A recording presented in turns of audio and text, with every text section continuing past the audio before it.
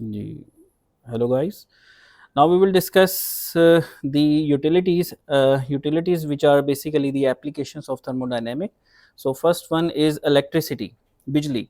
The electricity is used to run the machine in industry. Industry के अंदर जो machines हैं उनको चलाने के लिए आपको बिजली required होती है. It is a power source for the machinery. Electricity ज़ाहिर है आपकी जो मोटर्स लगी होती हैं इंडस्ट्री में, इंडक्शन मोटर्स लगी हुई हैं, लाइटिंग है, एयर कंडीशनर्स हैं, इनके अंदर मोटर्स लगी हुई हैं, फिर कंट्रोल सिस्टम है, उसके अंदर आपको बिजली चाहिए, क्योंकि जितना भी कंट्रोल है वो इलेक्ट्रॉनिक है। और इसके अलावा जो पावर जनरेशन है वहाँ पे उसको जो पावर करने के लिए जो बैटरियाँ शैटरियाँ होती हैं जो कंट्रोलर्स को चलाने के लिए, तो बेसिकली जो ये इलेक्ट्रिसिटी की बात हो रही है वो एसी इलेक्ट्रिसिटी है जो कि यूटिलिटी यानी वापडा कहलाती है। ठीक है। जैसे मसलन हमारा जो प्लांट था कंप्रेशन स्टेशन, ठीक है, उसमें कंप्रेशन बेसिक प्रोसेस था, main process was the compression of the gas. लेकिन उस कंप्रेशन के लिए हमें चाहिए बिजली चाहिए थी, क्योंकि उसके अंदर लगी थी गैस टरबाइंस, उसमें मोटरें लगी हुई हैं, फिर आगे लगे होते थे फिन फैन कूलर्स जो गैस को ठंडा करते हैं, कूल करते हैं, उसमें मोटरें लगी हुई हैं। तो उस प्रोसेस को चलाने के लिए हमें बिजली चाहिए होती है। ठीक है, बिजली की रिक्वायरमेंट वहाँ पे हमें रिक्वायर्ड होती है। Next one is the steam. Steam क्या होती है कि steam is the vaporise state of water which contains heat energy and transfer that energy into a variety of processes in the textile industry। ये जो आपकी फैसलाबाद के अंदर टेक्सटाइल इंडस्ट्री है बेसिकली, इसके अंदर ये स्टीम की यूटिलाइजेशन है। और बॉयलर्स के अंदर ये यूज़ होती है। Boilers are the common installation in utility plants to produce steam. और उसकी टेक्सटाइल में स्टीम की बहुत ज़्यादा एप्लीकेशंस है, fibre production, weaving, dyeing, drying, printing, heating.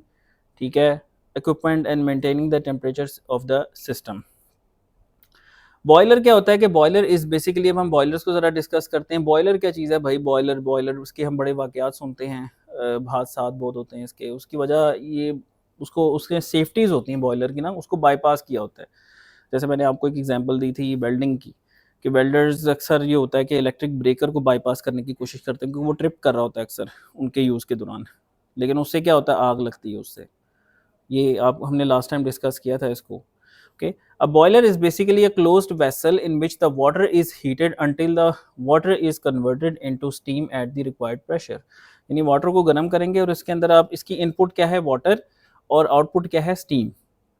अब जो वाटर इसके अंदर हमने ऐड करना है, इसको इनपुट देनी है, उस वाटर की कंडीशनिंग भी करनी है। ऐसा नहीं कि आप गंदा पानी इसको दे दो, वाटर को कंडीशन करके, वो आगे हम थोड़ा सा देखेंगे कि वाटर भी हमें उसको कंडीशन करके देना होता है। ठीक है, और उसके बाद जो उससे स्टीम निकलेगी उसकी भी टाइप्स होती हैं, saturated steam, super heated steam, इस तरह से करके स्टीम की भी वेरियस टाइप्स हैं।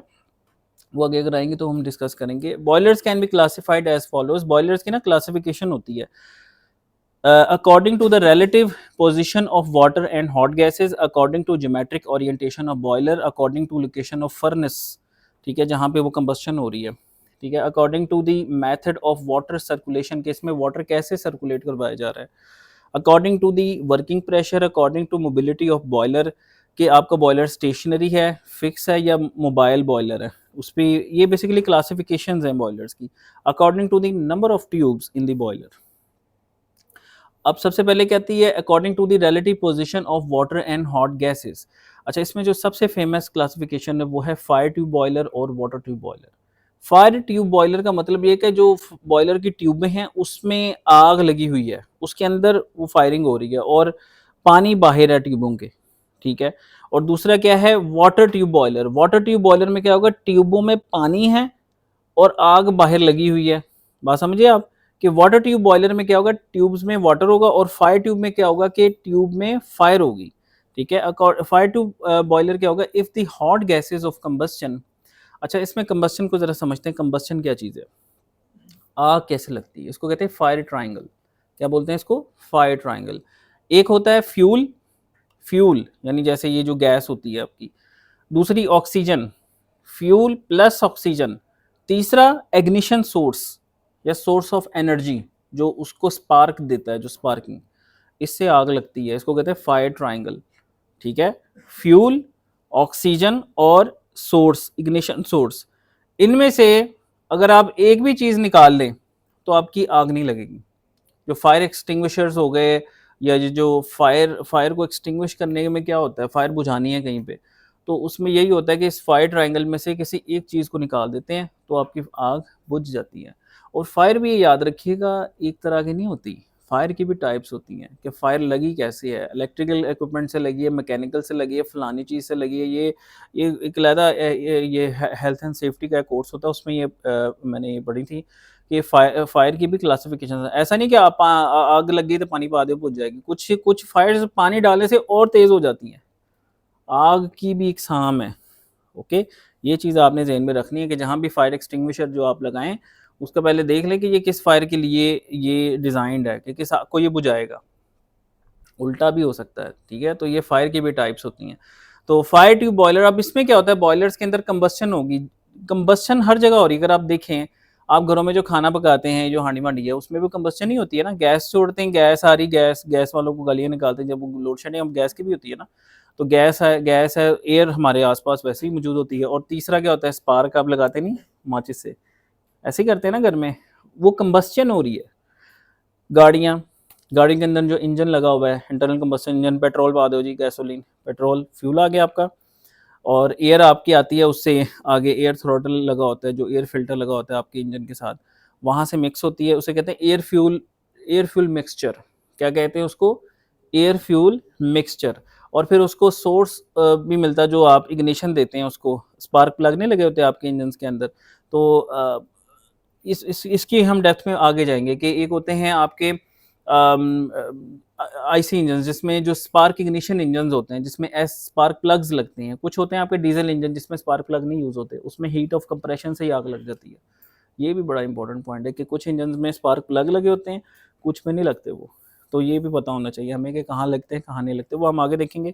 अच्छा, फायर ट्यूब बॉयलर्स में अब वो जो फायरिंग है, फायरिंग से क्या मुराद है? कंबस्शन। कंबस्शन क्या है? एयर फ्यूल रेशियो, एक तरफ से एयर आई, दूसरी तरफ से फ्यूल आएगा, और तीसरा आपने फिर उसको स्पार्क देना है, यानी उससे उससे क्या होगी? कंबस्शन होगी, उससे आपकी आग यानी हीट एनर्जी पैदा होगी।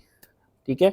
तो फायर ट्यूब बॉयलर्स क्या है? If the hot gases of combustion from the furnace, अब फर्नेस में ये सारा काम हो रहा होता है। फर्नेस जो होती है ना, फर्नेस भट्टी, फर्नेस, उसमें आग लगी होती है ना, फर्नेस, वो धुआं भी निकल रहा होता है एग्जॉस्ट से, फ्लू, उसको कहते हैं फ्लू गैसेस, फ्लू गैसेस जो उससे निकलती हैं।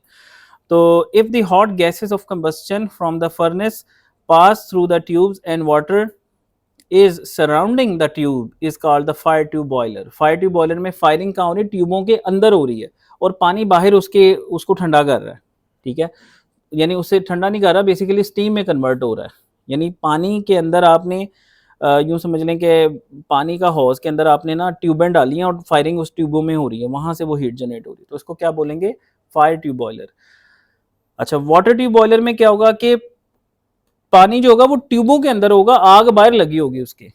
ठीक है, तो ये बेसिक डिफरेंस है कि if the water passes through the tubes and hot gases surrounding the tubes, it is called the water tube boiler. ठीक है, तो ये डिफरेंस आपको पता होना चाहिए कि फायर ट्यूब बॉयलर और वाटर ट्यूब बॉयलर में क्या फ़र्क है। और ये इसकी डायग्राम्स भी हम देखें, ये देखें वाटर ट्यूब बॉयलर है, इसमें वाटर है ट्यूब्स के अंदर, जो कि वाटर इनलेट है, और इसकी इनपुट क्या है सिस्टम की? वाटर, और आउटपुट क्या है? स्टीम। ठीक है, this is a boiler. Okay, और जो दूसरा क्या होता है? फायर ट्यूब बॉयलर, के ट्यूब्स के अंदर फायरिंग हो रही है, ठीक है, और पानी बाहर एक है, और गर्म होके यहाँ से आपकी जो है वो वाटर की इनलेट, यहाँ पे कहीं शो नहीं की, वाटर की इनलेट हो रही होती है नीचे से कहीं से, और यहाँ से इसकी स्टीम आउट हो रही है, और ये जो फ्लू गैसेस हैं आपकी, जो कंबस्शन के बाद जो गैसेस पैदा होती हैं, फ्लू गैसेस, तो ये आपकी जा रही हैं। अच्छा जी, आगे चलते हैं जी। According to the geometric orientation of boiler, boiler की ज्योमेट्री कैसी है, इस पे भी इसकी क्लासिफिकेशन होती है। मसलन हॉरिजॉन्टल बॉयलर का मतलब होता है कि जिसका एक्सेस हॉरिजॉन्टल हो, जो ऐसे लेटा हुआ पड़ा होगा, हॉरिजॉन्टल बॉयलर। अगर वर्टिकल बॉयलर है जिसमें वर्टिकली पड़ा हुआ है, तो उसको हम कहेंगे वर्टिकल बॉयलर है। और अगर इंक्लाइंड बॉयलर का मतलब ये होता है जो किसी एंगल पे पड़ा हो, यानी ना वो वर्टिकल है ना हॉरिजॉन्टल, वो कोई इन बिटवीन किसी एंगल पे है, तो उसको कहते हैं इंक्लाइंड बॉयलर। तो horizontal boiler, if the axis of boiler is horizontal, it is called horizontal boiler. Vertical boiler, if the axis of boiler is vertical, then it is called vertical boiler. Inclined boiler क्या होता है? If the axis of boiler is inclined, then it is called inclined boiler. अच्छा, next is according to the location of furnace. Furnace कहाँ लगी हुई है? अब इसमें externally fired boiler होते हैं और internally fired boilers होते हैं। अच्छा, एक्सटर्नली में क्या होगा? In this boiler the furnace is place outside the boiler shell, boiler के बाहर होगी। Generally water tube boilers are externally fired. Internal fired boilers क्या होते हैं? In this boiler furnace is placed inside the boiler, जो कि fire tube boilers हैं, जाहिर है वो इसमें आएंगे, internally fired boilers. According to the method of water circulation, water की सर्कुलेशन कैसे हो रही है? अच्छा, अगर तो नेचुरल सर्कुलेशन का मतलब ये उसमें पंप शम्प नहीं लगाया हुआ, खुद ही पानी नेचुरली सर्कुलेट कर रहा है, और अगर पंप शम्प लगाए तो वो फिर फोर्स सर्कुलेशन होगी। तो नेचुरल सर्कुलेशन क्या होगा कि in this boiler water flow takes place naturally by the density difference of water. The flow of water and steam are set up due to the density difference resulting from the difference in temperature. Forced circulation boiler में क्या होगा? In this boiler the water flow takes place by a pump लगा होता है वहाँ पे, जो पानी को फोर्सफुली उसमें इन करता है। According to the working pressure के जो आपका बॉयलर है उसका प्रेशर क्या है, वर्किंग प्रेशर क्या है? High pressure boiler, the working pressure of this boiler is higher than 25 bar.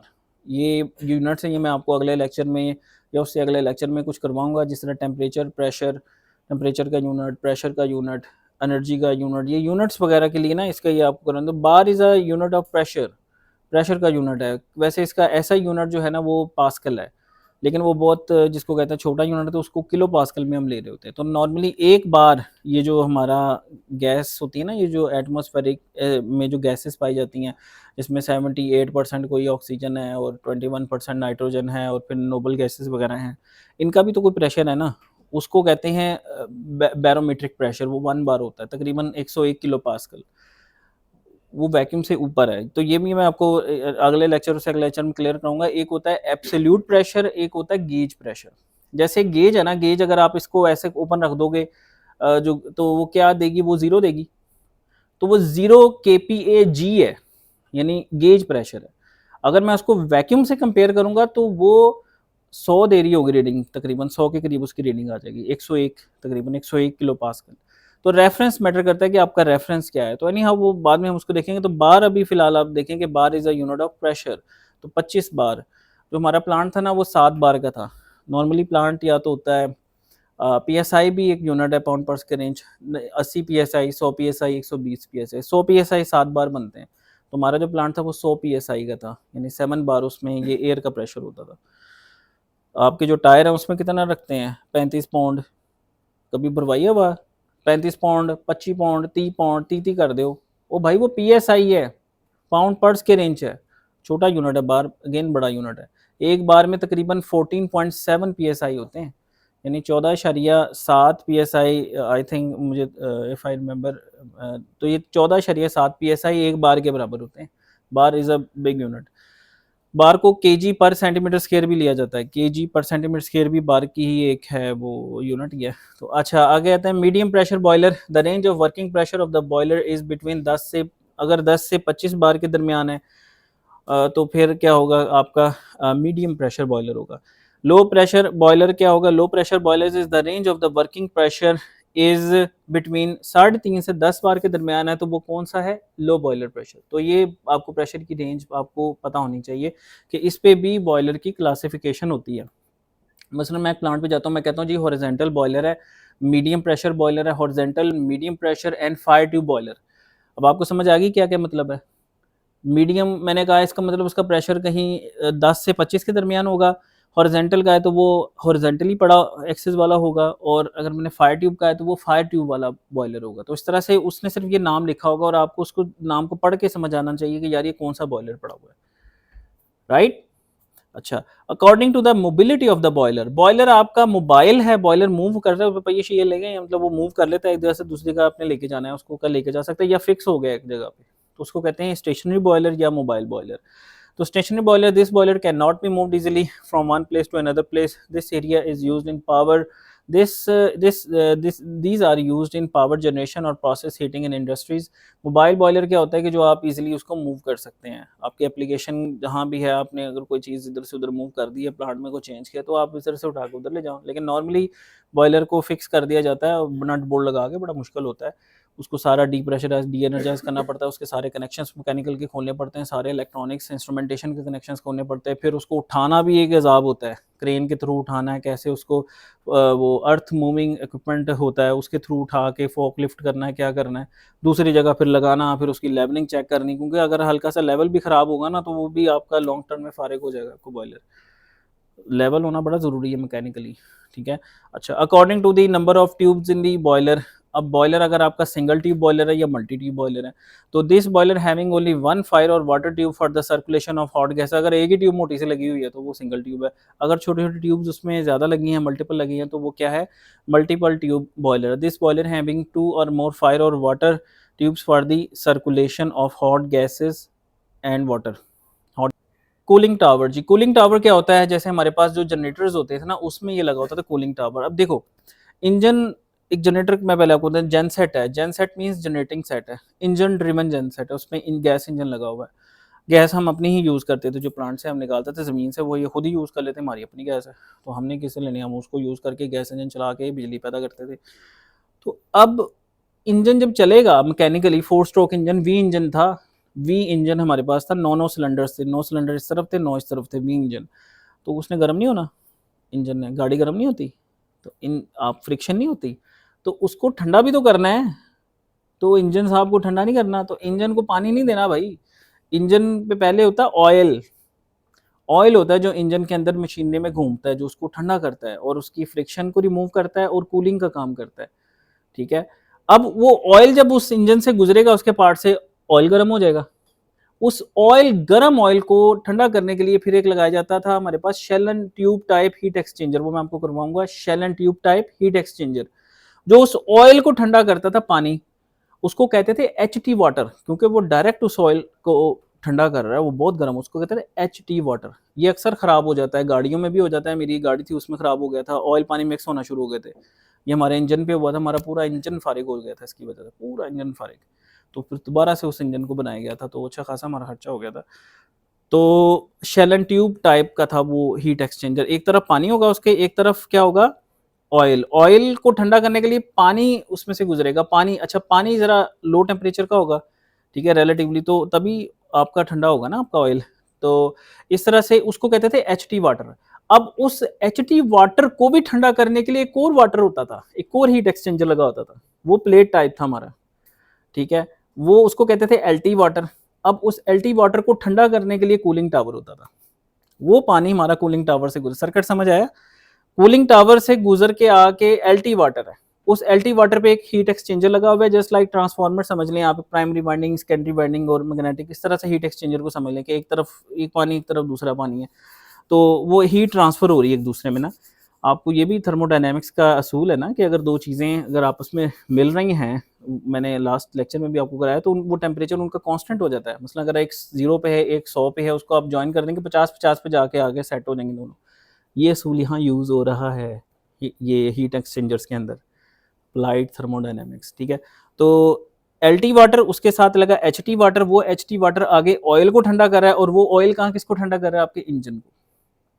ये है भाई इसकी प्रैक्टिकल एप्लीकेशन। तो कूलिंग टावर क्या होता है, cooling tower is a heat rejection device which removes waste heat to the atmosphere through the cooling of a water stream to a lower temperature. Cooling towers use the evaporation of water to remove the process heat and cool the working fluid। अब इसमें एक और concept भी आपको बताता हूँ, एक होता है इंड्यूस ड्राफ्ट, एक होता है फोर्स ड्राफ्ट। फोर्स ड्राफ्ट ही होता है जो पानी फेंक, जो हवा फेंके आपके ऊपर, मतलब यहाँ पे आप एग्जॉस्ट लगा ले, वो आपके ऊपर हवा फेंक रहा है, वो फोर्स्ड ड्राफ्ट है। हाँ, अगर वो एग्जॉस्ट का काम करे, यानी यहाँ की हवा बाहर निकाले, तो वो इंड्यूस्ड ड्राफ्ट है। तो उसमें क्या होता था कि कूलिंग टावर के टॉप पे ना एक मोटर लगी होती थी यूं, और एक पंखा लगा होता था, ठीक है। और होता ये था कि वो इंड्यूस ड्राफ्ट फैन था, यानी वो एयर को सक करता था, और साइडों पे ना वो पैसेज होता था उसके टावर के, तो हवा ना उसकी वजह से यूं जाती थी ऊपर को।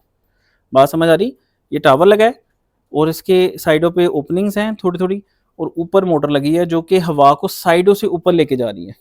अब हवा यूं जा रही है ऊपर, हवा, पानी क्या करता था, एक पंप होता था, तो पंप ना वो जो पानी होता था एलटी का, उसको उठा के ऊपर से क्या करता था, ऊपर से उसको स्प्रिंकल करता था, उसमें कोई मैकेनिज्म था कि वो ना स्प्रेड हो जाता था, पानी स्प्रेड होता, तो पानी के जो ड्रॉप्स बन जाते थे वो नीचे आ रहे हैं और एयर ऊपर जा रही है, तो इस दौरान वो जो पानी था वो ठंडा हो जाता था, मतलब वो पानी के ड्रॉप्स नीचे आके इकट्ठे हो जाते थे, फिर नीचे भी एक तालाब बन जाता था, एक होज होता था, उससे फिर दोबारा एक वो पंप जो लगा हुआ है उससे वो सर्कुलेट करता था पानी। आई समझ, ये है कूलिंग टावर, इस तरह से हम पानी को ठंडा करते थे, इंड्यूस ड्राफ्ट, ये आगे आ रही चीज़ें। तो cooling towers use the evaporation of water to remove the process heat and cool the working fluid. Cooling towers remove excess heat from the large structures, heat that is the product of machinery, processed material or mechanical processes. The main purpose of cooling towers is to cool the circulating water used in these structures. तो ये देखिए ऐसा होता था, ये जो हमारे पास लगा हुआ ना, ये बिल्कुल यही था, इसी तरह का मिलता जुलता. मैं आपको तस्वीरें भी दिखाऊंगा, इसको मुझे याद कराइएगा. तो देखिए ये हॉट वाटर है, यहाँ से एयर गई, एयर ऊपर जा रही है, और ये आपका यहाँ पे लगा होगा फ़ैन, ये फ़ैन लगा हुआ है जिसकी वजह से ये ऊपर को जा रही है, ये हवा ऊपर जा रही है, पानी जो है वो नीचे आ जाएगा ड्रॉप्स बन के, और इस तरह से ये पानी को सर्कुलेट करा दिया जाएगा.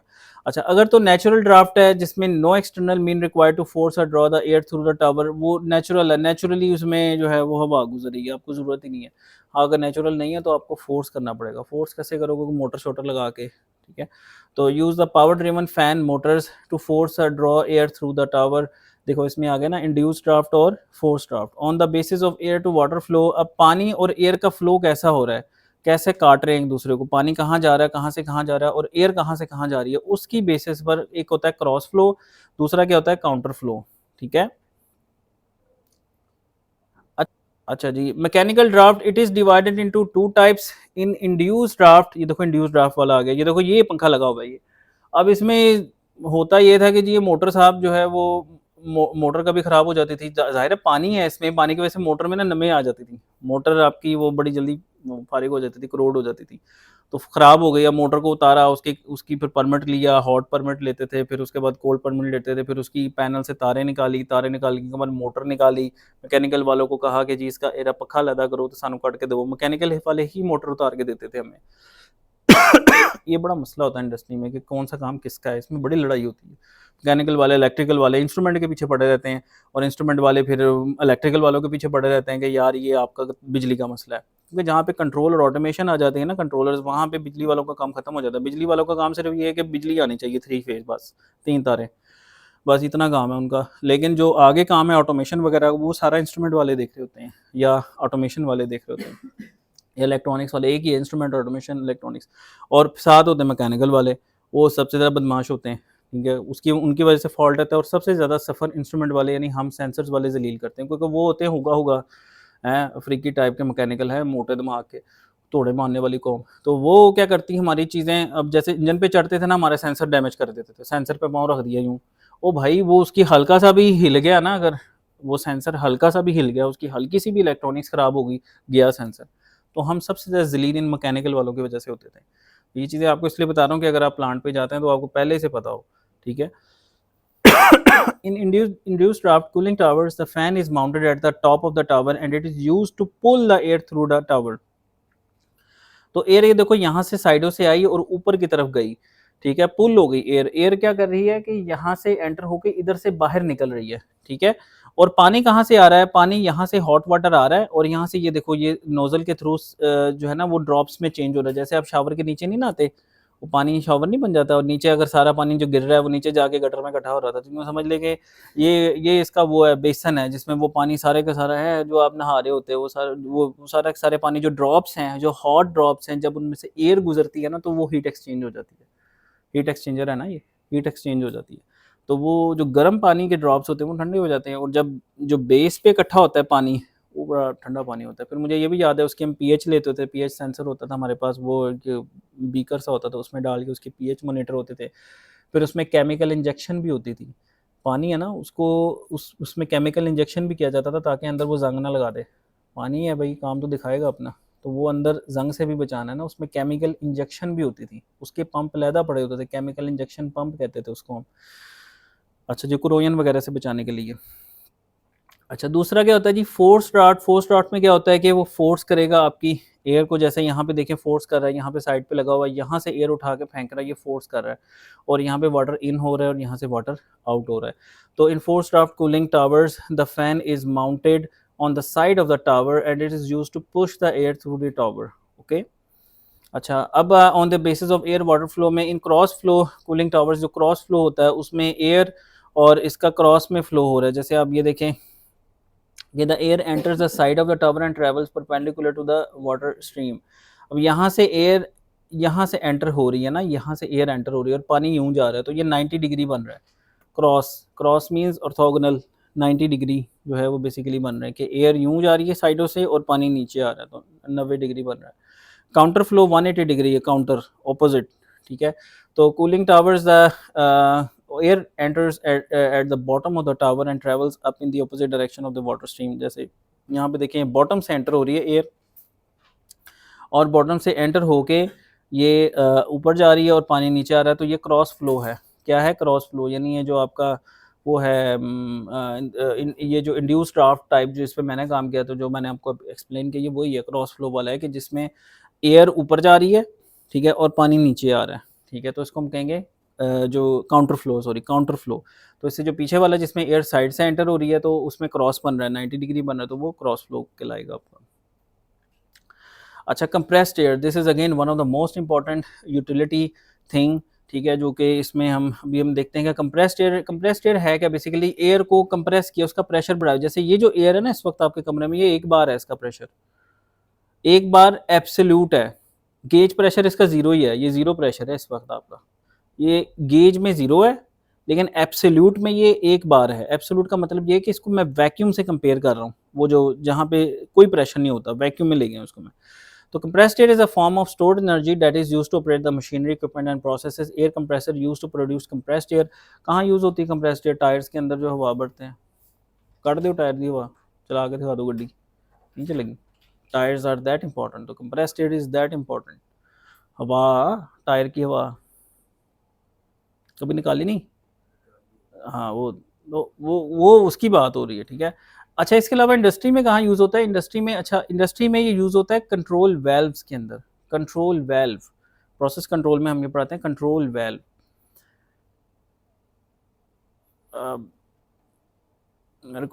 अब ये जो इंडस्ट्री में वेल्व्स की रिक्वायरमेंट बहुत, देखो वेल्व क्या करता है बेसिकली, वेल्व की जो डेफिनेशन है ना, जो मैंने ट्रेनिंग सीखी थी, वो है वेरिएबल रेजिस्टेंस। वेरिएबल रेजिस्टेंस जो होती है ना इलेक्ट्रिक सर्किट में, वो क्या करती है, करंट को कम ज़्यादा कर रही होती है ना। ये वेल्व भी वही होता है कि वेल्व आप घरों में यार जब नहाने नहीं जाते, पानी की टूटी नहीं खोलती है, ठंडे पानी की टूटी, गर्म पानी की टूटी करके टेम्परेचर के मजे ले रहे होते हो आप, है नहा रहे होते हो, वो क्या कर रहे हो आप? वो वाटर का जो फ्लो है उसको कंट्रोल कर रहे हो, रेजिस्टेंस को कम ज्यादा कर रहे हो। फुल बंद कर दो, resistance infinite, of, circuit of हो गया। आ रही बात समझ? इसी तरीके से थोड़ा सा खोल दो 50% पानी, थोड़ा सा फुल खोल दो, फुल पानी आ जाएगा। आ रही बात समझ? तो उसकी जो डेफिनेशन है वो है वेरिएबल रेजिस्टेंस से मॉडल होती है वो, यानी कंट्रोल वेल्व। यानी सर इलेक्ट्रिक सर्किट में क्या होगा कि रेजिस्टेंस होगी वेरिएबल, और मैकेनिकल या हाइड्रोलिक सर्किट में क्या होगा, कंट्रोल वेल्व लगा होगा। दोनों का एक ही काम है। अब बात समझ आई? अच्छा, तो वहाँ पे जो कंट्रोल वेल्व होते हैं ना, उनको ऑपरेट कैसे करना है, तो वो ऑपरेट करने में अच्छी खासी ताकत लगती है। वो हम टाइप्स पढ़ाते हैं, बटरफ्लाई वेल्व होते हैं, गेट वेल्व्स होते हैं, और पता नहीं किस किस तरह के वेल्व्स होते हैं जो कि इंडस्ट्री में यूज़ होते हैं ड्यू टू डिफरेंट रिक्वायरमेंट्स, कि कहीं पे कुछ रिक्वायरमेंट होती है, कहीं पे कुछ रिक्वायरमेंट होती है, तो वहाँ पे डिफरेंट डिफरेंट लगाए जाते हैं। तो उनको चलाने के लिए, मूव, एक्चुएट करने के लिए, मैं वर्ड यूज़ करूँगा एक्चुएट, कंट्रोल वेल्व्स को एक्चुएट करने के लिए हमें वहाँ पे कंप्रेस्ड एयर चाहिए होती है। और वो कंप्रेस्ड एयर हमें आम कंप्रेस्ड एयर नहीं चाहिए होती कि इस हवा को पकड़ो कंप्रेसर में लगाओ, जैसे ये इनके पास होती है, टायरों वालों के पास दे दो, हेलो जी। नो, कंट्रोल वेल्व में हमने जंग भी लगने नहीं देना, क्योंकि उसके अंदर अगर एयर कंटेंट आ गया तो उससे जंग लग जाएगा, मेरा कंट्रोल वेल्व अंदर से फारिग हो जाएगा। नॉर्मल लाइफ प्लांट की होती है 20-22 साल, 25 साल, वो साल बाद ही फारिग हो जाएगा। तो इसका मतलब है जब मैंने अब कंप्रेस्ड एयर है उसको ड्राई भी करना है, उसमें से नमी को निकालना भी है। यहाँ से एक फंड निकला, उसको कहते हैं ड्रायर। क्या बोलते हैं? ड्रायर, जो ड्राई करता है। ड्राई से क्या मुराद है? जो उसमें जो वाटर के कंटेंट्स हैं उसको रिमूव करता है, ठीक है। तो एयर कंप्रेसर क्या होता है? It is used to produce compressed air. Applications in textile industry, compressed air is used mainly as a motive force to actuate the process control valves. आगे बात, एंड मशीन्स इन टेक्सटाइल में, मैं ज़्यादा यहाँ पे चूँकि फैसलाबाद रीजन में हम हैं तो मैं ज़्यादा टेक्सटाइल इंडस्ट्री को के हिसाब से बात कर रहा होता हूँ, ठीक है। तो it is also used for loom jet, weaving, spinning, texturing, ये मुख्तलिफ हैं टेक्सटाइल में। अच्छा, air compressor is a machine that is used to increase the pressure of a gas. एक होता है कंप्रेसर जो कि कंप्रेसिबल फ्लूइड के लिए होता है, जिस तरह गैस होगी, एयर होगी। एक होता है पंप, पंप लिक्विड्स के लिए होता है, इनकम्प्रेसिबल फ्लूइड। फ्लूइड की भी टाइप्स होती हैं, कंप्रेसिबल एंड इनकम्प्रेसिबल। ओके, अच्छा जी आगे चलते हैं जी। ये जस्ट बेसिक सा आपको आइडिया दिया जा रहा है। क्लासिफिकेशन ऑफ कंप्रेसर में एक होता है पॉजिटिव डिस्प्लेस पीडी कंप्रेसर, एक होता है डायनामिक कंप्रेसर। पीडी कंप्रेसर में आता है रेसिप्रोकेटिंग, जो टू एंड फ्रो एक 4 स्ट्रोक इंजन जैसे होता है वैसे चलता है, पिस्टन होता है उसके अंदर जो आगे पीछे इस तरह घूम रहा होता है। दूसरा होता है रोटरी, जो कि रोटेट कर रहा होता है। और डायनामिक कंप्रेसर में आता है सेंट्रीफ्यूगल कंप्रेसर, जिसमें वो सेंट्रीफ्यूगल फोर्स का फिनोमेनन होता है। एक होता है एक्सियल कंप्रेसर, ये इन पे भी मैंने काम किया हुआ है, मतलब इन पे मतलब देखा हुआ है, काम तो मैकेनिकल वाले करते थे। एक्सियल कंप्रेसर हमारे पास यूज होता था का टरबाइन के अंदर, एस टी 400, तो उसके अंदर वो आगे हम आप जब हम टरबाइन को थोड़ा सा टच करेंगे ना कार्नोट साइकिल वगैरह में, तो उसमें मैं बताऊंगा आपको।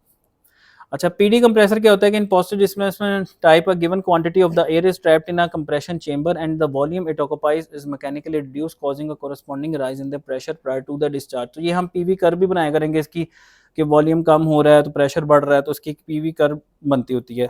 तो रेसिप्रोकेटिंग कंप्रेसर क्या होता है कि देखें इसमें ये पिस्टन टाइप लगा हो जो कि टू एंड फ्रो मूव कर रहा होता है। तो मैंने ये इस पे ही में हमारे प्लांट पे था, लेकिन इसका नुकसान क्या है कि ये जो लाइन होती है आगे आपकी, उसको फाड़ के रख देता है भाई। मतलब लाइन में मसलन आपका कंप्रेसर चल रहा है, उसने प्रेशर प्रोड्यूस किया है, वो प्रेशर आगे जा रहा है, यूज़ हो रहा है, लेकिन किसी वजह से लाइन ब्लॉक हो जाती है, कंजम्पशन बंद हो जाती है, फिर क्या होगा? फिर तो प्रेशर जमा होना शुरू हो जाएगा ना। कंप्रेसर चल रहा है चल रहा है चल रहा है, आगे यूज़ ही नहीं हो रहा है, तो वो लाइन में कितनी कैपेसिटी होगी प्रेशर को बर्दाश्त करने की, वो बढ़ जाएगी लाइन आपकी। इसके मुकाबले में जो दूसरा है सेंट्रीफ्यूगल, या जो दूसरा कंप्रेसर होता था, ये पीडी पीडी टाइप है बेसिकली। जो नॉन पीडी है उसमें क्या होता है कि उसमें ये लाइन फटने वाला फिनोमिना नहीं होता, उसमें रिवर्स हो जाती है, लेकिन वो डैमेज हो जाता है, आपकी मशीन डैमेज हो जाती है। तो पिस्टन ठीक है, driven through a crankshaft and connecting rod by an electric motor reduces the volume in the cylinder occupied by the air or gas compressing it to the higher pressure. ये सारी चीज़ें हम आगे थर्मोडायनेमिक्स में से इसकी थ्योरी भी करेंगे, ये प्रैक्टिकल है।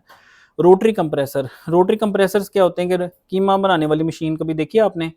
कीमा बनाने वाली मशीन में वो ये मैश मैश हो रही होती है, ये वो चीज़ है। तो रोटरी कंप्रेसर्स, अच्छा इसमें डायरेक्ट नहीं आपने वो एयर हवा फेंक देनी। हमारे पास क्या होता था, इसमें ना एयर में ऑयल भी मिक्स होता है, एयर और ऑयल का मिक्सचर बन के वो कंप्रेस होता है और बाद में उससे ऑयल रिमूव किया जाता है। इस तरह का सर्किट था हमारे पास। तो rotary compressors have rotors in place of the pistons and give a continuous discharge. The most common type of the rotary compressor is screw type. Screw type compressors consist of two intermeshing rotors. Screw rotors mesh, trapping air and reducing the volume of the air along the rotors to air discharge point, resulting in increased pressure. अच्छा, dynamic compressors क्या हैं? These compressors raise the pressure of the air by imparting velocity energy and converting it to the pressure energy. तो इसके पीछे कोई prime mover लगा होगा जो इसको घुमा रहा होगा, जिसकी वजह से जो इसमें इनकमिंग हो रही है उसमें ये वेलोसिटी एनर्जी ऐड हो जाएगी।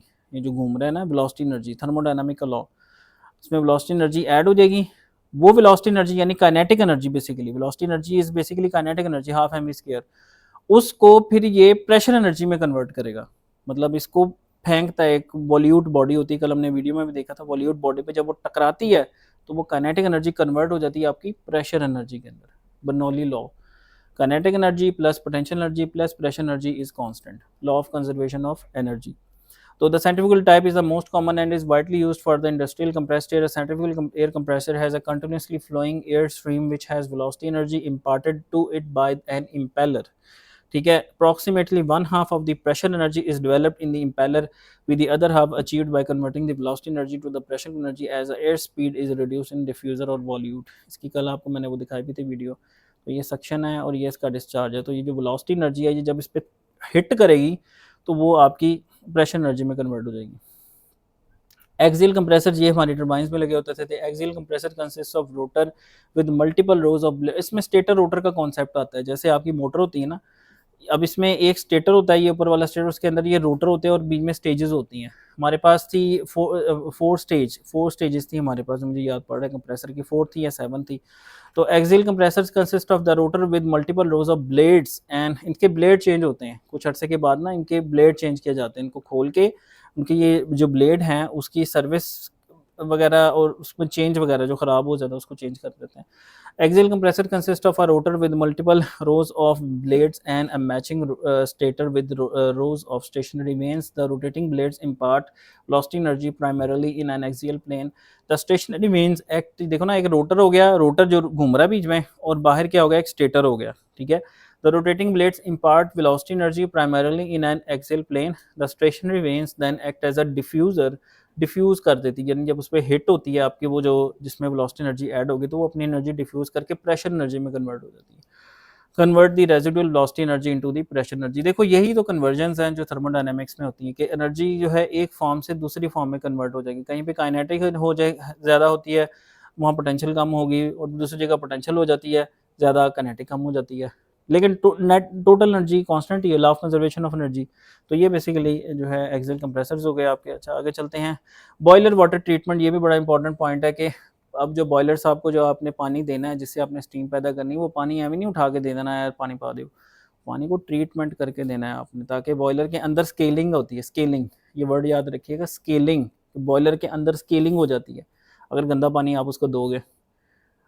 दे दो आप अपनी गाड़ी के अंदर एमजी गाड़ी में तो डलते ही है, हाई ऑक्टेन है. आप अपनी गाड़ी के अंदर जो है वो 2000 गंदा पेट्रोल है, ये गंदा पानी मिला पेट्रोल, देखो क्या करती है आपके साथ. फिर ये फारिग हो जाएगी आपकी, आपके जो है वो लाखों का नुकसान होगा.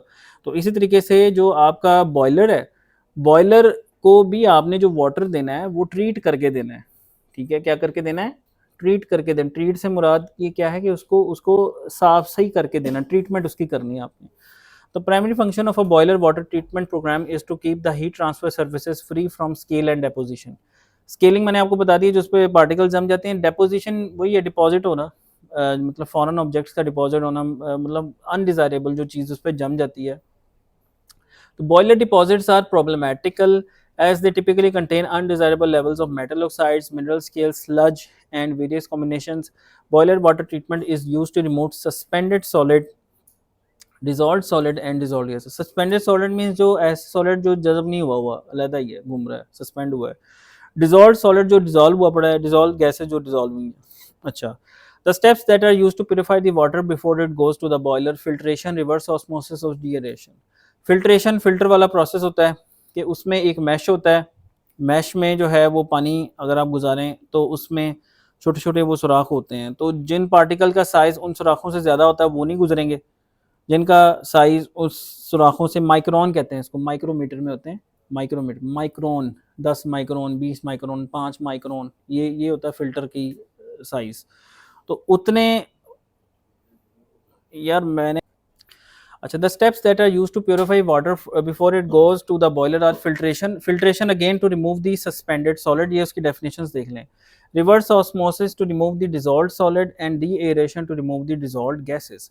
यानी सस्पेंडेड सॉलिड को रिमूव करने को क्या कहते हैं? फिल्ट्रेशन. और डिजॉल्व्ड सॉलिड को रिमूव करने को कहते हैं रिवर्स ऑस्मोसिस. ये आपके जो आरओ प्लांट्स होते हैं ना, ये जो पानी पीते हैं आप, पानी का प्लांट, उसको आरओ प्लांट बोलते हैं. रिवर्स ऑस्मोसिस मैंने इस पर किया हुआ काम, बड़ी लीकेज होती थी इसके ऊपर, फिटिंग्स के मसले रहते थे हमेशा. फिटिंग होती थी इसमें, पुश फिटिंग्स हमारे पास यूज़ होती थी. खैर वो एक अलग तरफ चली जाएगी बातें. तो reverse osmosis plant. D aeration, जो अगर देखो पानी के अंदर अगर तो सॉलिड डिजॉल्व है, घुला हुआ है, उसको अलहदा करना है पहली बात. और अगर गैसेस डिजॉल्व है उसको अलहदा करना है, तो उसको कहते हैं डी एरेशन. पहले इसमें आते हैं carbon filter. A pressure Bessel filter bed of various size of gravel, sand and anthracite coal is used sufficiently to reduce the suspended solid to acceptable levels. It removes some particles. It removes some particles that cloud the water, reduce the nasty chlorine residues, and can even help to reduce the odors, thus improving the general taste and clarity of water. यानी पानी का test भी, क्योंकि अगर पानी आपका सही है, जरासीम वगैरह नहीं, लेकिन उससे कोई हमक आ रही है, कुछ आपको टेस्ट आ रहा है, तो आप उसको प्रेफर नहीं करेंगे ना. आप कहेंगे ये कौन सा पानी है भाई जिससे कोई टेस्ट आ रहा है, इट शुड बी टेस्टलेस. तो रिवर्स ऑस्मोसिस, ये देखें, ये प्लांट आपके सामने बना भी हुआ है. मैंने इस पे इसी तरह का था हमारे पास, दिखाऊंगा आपको तस्वीरें, ऐसे सेम ऐसे था. ये आरओ मेम्ब्रेन कहते थे इसको हम. बेसिकली इसमें क्या होता था कि हाई प्रेशर से पानी गुजारते थे एक मतलब मेम्ब्रेन से, मेम्ब्रेन में वो लगा होता था मैश. उसमें से जब वो पानी गुजरता था तो वो जो पार्टिकल्स थे सॉलिड से डिजॉल्व, वो अलहदा हो जाते थे और साफ पानी आगे निकल जाता था. फिर उसको हम एक यूवी प्लांट होता था अल्ट्रा वायलेट, उससे गुजार के उसके जो जरासीम वगैरह हैं उसको ख़त्म किया करते थे. ओके, तो RO involve separating the water from a solution of dissolved solids by forcing the water through a semi permeable membrane. Semi permeable means एक होता है परमिएबल, एक होता है सेमी. सेमी मींस के सारी परमिट नहीं करती, सेमी परमिएबल मेम्ब्रेन इसको कहते हैं. अच्छा जी, उसके बाद नेक्स्ट है deaerator. To reduce the corrosive dissolved gases we use a deaerator. तो ये आपको पता होना चाहिए कि फ़िल्ट्रेशन, ठीक है, रिवर्स ऑस्मोसिस और डीएरेटर इनके क्या-क्या काम होते हैं, ठीक है। तो फ़िल्ट्रेशन क्या होता है कि सस्पेंडेड सॉलिड को रिमूव करता है, और रिवर्स ऑस्मोसिस क्या करता है, डिसॉल्व्ड सॉलिड को रिमूव करता है, और डीएरेटर क्या करता है, डिसॉल्व्ड गैसेस को, कि अगर कोई गैस उसमें मिली हुई है, डिसॉल्व है उसके अंदर, उस पानी के अंदर, उसको इसने रिमूव करना है। तो deaerator exploits the physical properties of temperature and pressure to drive off dissolved gases. The water introduced in a deaerator is separated into the tank just to remove the dissolved corrosive gases, जिसमें H2S भाई ये बड़ी गंदी gas है। Oil and gas में इसका बाकायदा एक प्यूरिफिकेशन प्लांट लगाया जाता है। अगर ये इसकी लेवल ज़्यादा हो ना, जो ज़मीन से गैस निकलती है ना, उसमें कई मरतबा ये ज़्यादा होती है H2S, इसकी वजह से बहुत अमवात होती हैं। मसलन H2S जो है ना, वो आपको आपने एफएससी में पढ़ा होगा, मुझे तो याद है हमने किया एक्सपेरिमेंट, रोटन एग जैसे इसकी गंदी स्मेल आती है, रोटन एग, H2S की रोटन एग स्मेल होती है। ये एक्सपेरिमेंट एफएससी में किया हुआ है। तो अब एक वेल के अंदर एक बंदा गया, वहाँ पे H2S थी, शुरू-शुरू में उसको महसूस होगी कि H2S, शुरू में उसको फ़ील आएगा, बाद में आना बंद हो जाएगा। यानी ये उसकी जो सेंस है ना, ये स्मेल करने की, ये वाली इस गैस को, वो ख़त्म हो जाएगा, उसको महसूस ही नहीं होगा, और ये उस थोड़ी देर के बाद बंदा फ़ारिग हो जाएगा, बेहोश हो के फ़ारिग।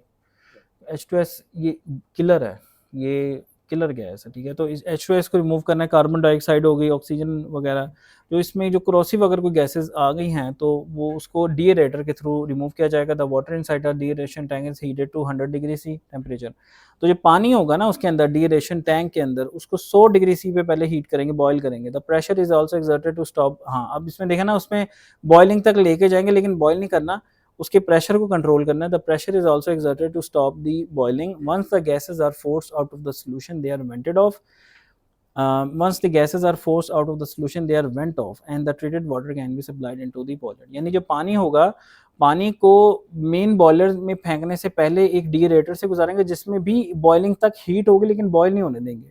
ये एक कॉन्सेप्ट है बॉइलिंग में, आपको बाद में पढ़ाऊंगा कि बॉइलिंग कैसे होती है। इसमें एक्सटर्नल प्रेशर का बड़ा रोल होता है। उससे आप जो ये बॉइलिंग टेम्परेचर है ना, उसके थ्रू, यानी आपने 100 डिग्री सी पे तो पानी बॉयल होना चाहिए, लेकिन इसमें बॉयल नहीं होने देंगे हम। क्यों? ड्यू टू दी ये प्रेशर का एक फिनोमिनन, इसमें उस प्रेशर से उसको कंट्रोल करेंगे, उसको बॉयल नहीं होने देंगे। तो ये बेसिकली है, once the gases are forced out of the solution they are vented off, now the treated water can be supplied into the boiler. तो ये है डीएरेटर। तो आज के लिए बस इतना ही। Thank you very much for listening.